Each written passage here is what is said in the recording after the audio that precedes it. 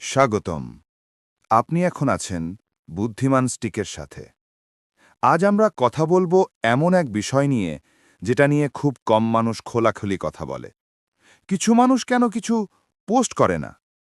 আজকাল social media যেন জীবনের মানচিত্র। কে কোথায় খাচ্ছে, কোথায় ঘুরছে, কাকে ভালোবাসছে, কাকে হারাচ্ছে, সবকিছুই সেখানে লেখা আছে। কিন্তু এই ভিড়ের মাঝেও কিছু মানুষ আছে যারা চুপচাপ থাকে।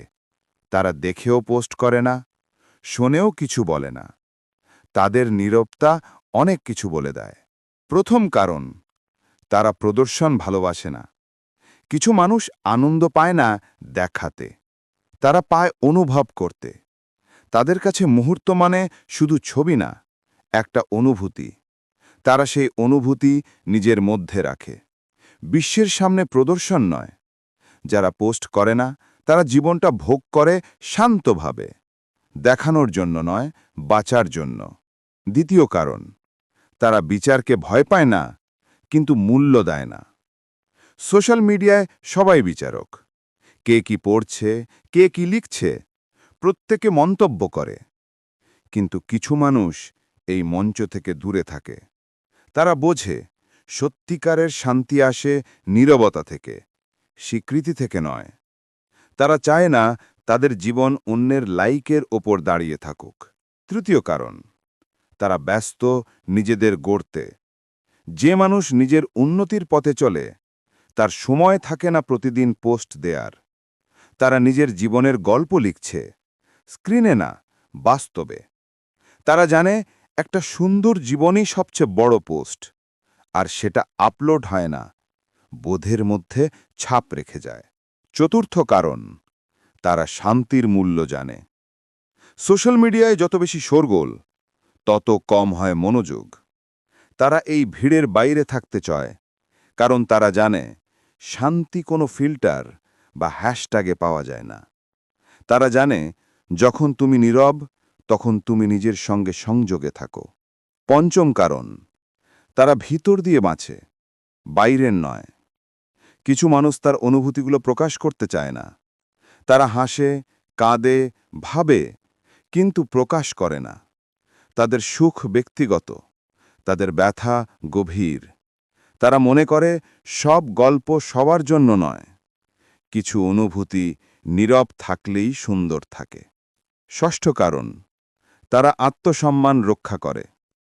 আজকাল অনেকেই পোস্ট দেয় শুধু মনোযোগ পাওয়ার জন্য। কিন্তু এই মানুষগুলো জানে মনোযোগ মানেই ভালোবাসা না। তারা নিজের মর্যাদা চেনে। তারা নিজেদের দৃষ্টি অন্যের চোখে খোঁজে না, কারণ তারা বোঝে যে নিজের সম্মান রক্ষা করতে পারে সেই আসল আত্মবিশ্বাসী। সপ্তম কারণ, তারা জানে জীবন সবসময় সুন্দর নয়। সোশ্যাল মিডিয়া শুধু হাসির ছবি দেখায়, কষ্টের নয়। কিছু মানুষ সেই কৃত্রিম হাসির দুনিয়ায় থাকতে চায় না। তারা জানে জীবনে এমন মুহূর্তও আছে যা পোস্ট করা যায় না। কিছু দুঃখ, কিছু অনুভূতি শুধু নীরবতারই প্রাপ্য।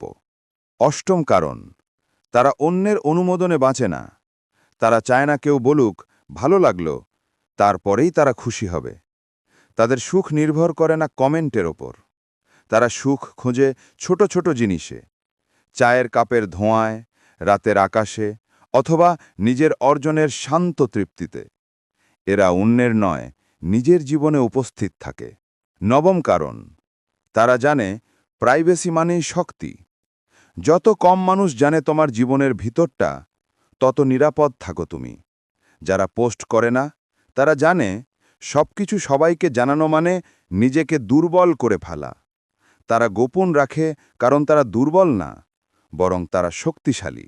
দশম কারণ, তারা এখনো মানুষ আছে। এই ডিজিটাল দুনিয়ায় যেখানে সবাই পরিপূর্ণ দেখাতে ব্যস্ত, তারা এখনো অপূর্ণ কিন্তু বাস্তব। তারা নিজের সঙ্গে কথা বলে, নিজের ভুল নিয়ে ভাবে, নিজের মানুষদের সঙ্গে সময় কাটায়। তারা পোস্ট না করলেও বাঁচে, আর বাঁচাটাই আসল সৌন্দর্য। বন্ধুরা, সবাই পোস্ট করে, কিন্তু কেউ কেউ নীরব থেকে পৃথিবী দেখে অন্যভাবে। তারা হয়তো কিছু বলে না, কিন্তু অনেক কিছু বোঝে। তাদের নীরবতা মানে দুর্বলতা না, বরং এক ধরনের শান্ত শক্তি। আমি বুদ্ধিমান স্টিক। যদি এই ভিডিওটা তোমার মনে ছোঁয়া দেয়, তাহলে একটা লাইক দিও, কমেন্ট করে জানিও তুমি কোন দিকের মানুষ, আর সাবস্ক্রাইব করতে ভুলো না।